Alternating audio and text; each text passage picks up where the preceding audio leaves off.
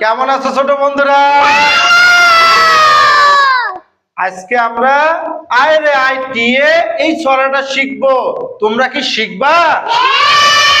তাহলে চলো মজা করে শিখি। বলো, আয় রে আয় টিয়ে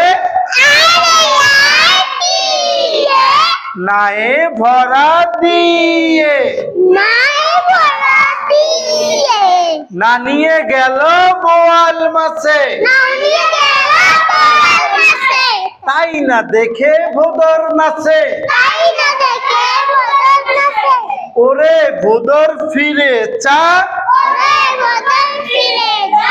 খোকার নাচন দেখে যা। কেমন লাগলো তোমাদের? স্যার আমি একটা প্রশ্ন করব। আচ্ছা বলো।